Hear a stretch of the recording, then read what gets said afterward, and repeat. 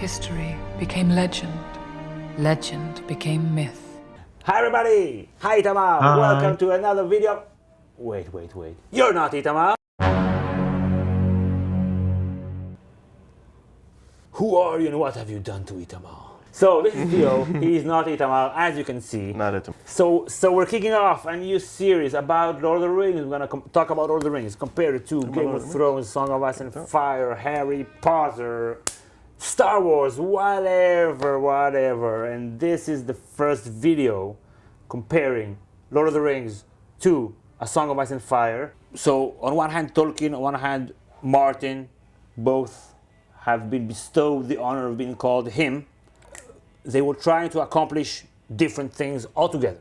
Tolkien set out, in a sense, to restore the lost myths of the English people and the English language. Why were they lost? Pre-Christian Angles, just like the Old Norse and the Vikings, they were illiterate. So they had oral traditions, but it was the monks who did the writing down. Right. So of course a devout Christian monk who's recording pagan history is going to put all his Christian Jesus propaganda in the... And then Jesus slayed the dragon. And he was jealous for his own people of how rich, say, the Greek history was, or the Roman history was, where there were these beautiful myths. So, and his specialty was actually the aesthetics of these dead languages and poetry. So there was almost no one better for who lived, in his waking life in the beauty of these myths. He spoke all the old languages. He did his old translations. Really? So he sort of wrote his own version in Old Norse in the same meter that the Old Norse poems were written. Okay, that sounds kind of obsessive. I think that's an understatement. He wanted to bring the power of reading those myths, like the one ring to rule them all, the one ring to find them, the one ring to bring them all, and in the darkness bind them. It's a lot more of that really clear, hit you in the eye kind of lean Norse poetry that he loved so much. Okay. So he created this Middle Earth as a myth, an imagined myth, but it feels like a real myth. This is why we feel so connected, and this is why it's so timeless. So why the fuck was he so obsessed about Old Norse of all myths out there? Anglo-Saxons, before Jesus, the Anglo-Saxons had the same pantheon of gods. Our Odin was called Woden, right? Okay. And this is evident even today when you look at the days of the week. So Woden's day is Wednesday, right? That's why it's spelled funny. Thor's day is Thursday, right? So it is relevant to understanding the roots of our own linguistic history. So it's a shared culture. Right. For better or worse, English is this predominant global language that is spoken in so many different places, and it makes it so a couple Israeli guys can speak and be heard around the world and understood around the world.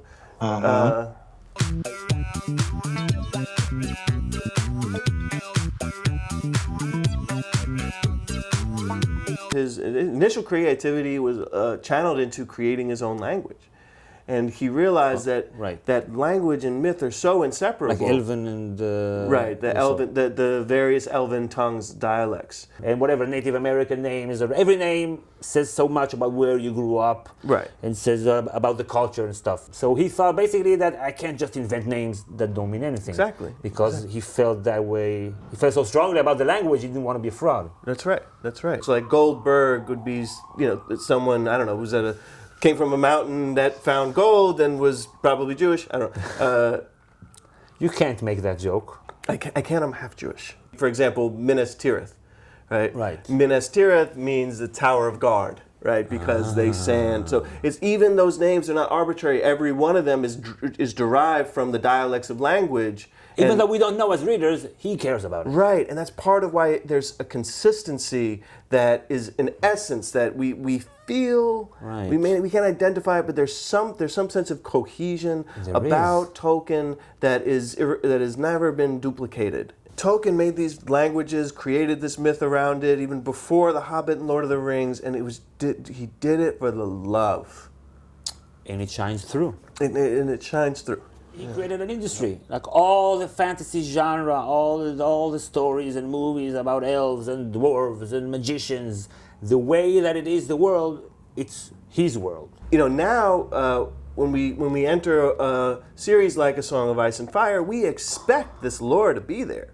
That's now a feature of the genre, Right. but it's only there because Tolkien was kind of an obsessive weirdo. He wasn't able to publish his lore books in his lifetime.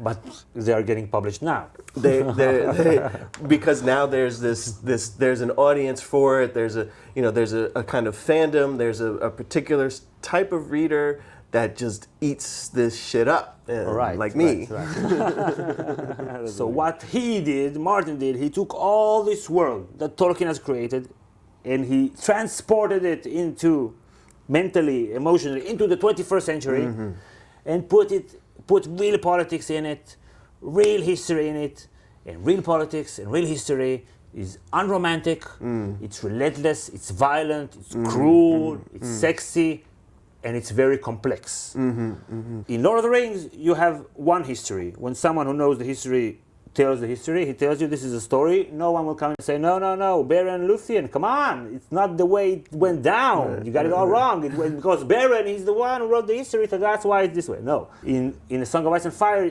like the lore of Rhaegar starts out one thing, and across the series of the story, it changes into a totally different thing. Right. And it reads like historical fiction. And for every claim, there's a different spin. There's a different narrative, right? That is just as true as the other one. Sure. Well, whoever wins gets to dictate whether it's true or not, right? Right. And we don't see any of that in, of course, Tolkien's world. Right. In Tolkien's world, Aragorn's claim is never really questioned in any kind of way. Even though it could very easily be challenged. It could have been challenged for hundreds of years. Hey, where were you, motherfucker? We're here. Dude.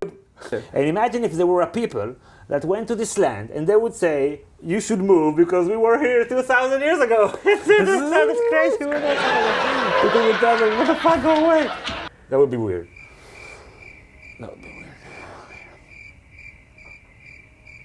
So anyway, and I think it has like two layers of fantasy, because historical fiction is real events, real history, either fictional characters or real characters that are fictionalized. Right? But he created a fantasy history, a different history that has never existed, but reads just like real history. And he added, of course, dragons and monsters and magicians, and made it all feel organic in this historical world. So it's like experiencing history, fresh, incredible, super entertaining history that takes everything that is good in real history and just makes it even better. That just cranks it up to 1,000. Yeah, and it's one of the joys of reading a medieval story where you don't know what's going to happen is none of our medieval stories are mysteries, right? That take place in history. Right. But I highly recommend reading a historical fiction and don't Wikipedia the real history, and maybe there's still a sense of twist to it. Right, but you still know where the world is going. Here you don't know where the world is going. Magic, or will it live, will it die? Like a world with the dragons and with magic is really different than a world without. So it's super dramatic. Can you feel the tension? I've been really trying, baby. No, you weren't feeling a sexual tension. So this sense of competing narratives where we have, actual different narrators, right? As opposed to Lord of the Rings is essentially written by Bilbo, who was Aragorn's buddy, so it's not too surprising that Aragorn comes off kind of good. George Martin famously was like, he lived long and well. What's his tax policy? Whatever. He ruled well. Policy? But yeah, well, I'm sure the orcs have a much different story about Aragorn. And we live in a very cynical and skeptical age. If we would read a story about a great politician, a great leader that thinks about the people, so we're like, that's not real. But if we would watch The Wire, then we would say, oh, that feels true. So this is what makes A Song of Ice and Fire and Game of Thrones really relevant today. You take someone like Ned's Decisions, right? We, as a modern audience, we've been kind of trained to expect that his moral choices are going to pay off, no matter how naive they might seem. Because good wins. Just be good, and it'll work out. Don't worry about it if it's stupid. It'll work out. And how did that work out? So he takes the romantic world that Tolkien has created, and he injects cynicism into it. So evil in Tolkien's world is absolute, and in Martin's world, evil is more deeds than a certain person, unless, of course, you're a psychopath, crazy Joffrey Ramsay. Right, and even there's certain social conditions that exacerbated those psychopaths, right? You know, Ramsay was a bastard, he was discarded, he was raised in this and Joffrey way. Didn't grow up with any boundaries. No, exactly. He was spoiled, he had a distant father who was a drunk. Sauron was corrupted like in the beginning of time, and he stayed evil for essentially eternity. With, you know, the White Walkers feel like they're this ultimate evil, but chances are we're going to get some insight into their creation. We saw that in some hints that even that ultimate evil has some sort of logical genesis that you can adopt their point of view and say, okay, makes sense. That makes sense. Yeah, raise the dead and kill. Right. No, I guess they're just looking for, how do you call it, the space of living, like the Nazi term. They just need where to. Now. And the problem in society do not come from specific individuals, by institutions that fail society. It's not just a specific person that was evil and that's the root of all the problems, which is a mythological. Okay, so let's get to our bottom line. Tolkien or Martin? Him or him? What's your call? The first 3 books may be the most gratifying literary experience of my life. And falling in love with Martin made me go back to Tolkien and appreciate him so much more, because Martin was saying he would read it and read it and read it, and that was part of his inspiration, the things he wanted to do differently. In some ways, and the way that he modernized Tolkien is a vision as a reader that I prefer. Okay. However, I have to probably give the edge to Tolkien because he finished his book. And I can't give Martin this award until I see the completion of his vision. Tolkien's devotion to this work is essentially unparalleled. I mean, like Martin, sometimes you feel like as if you're working in a factory or something. Like it's very hard, it's toil, it's work.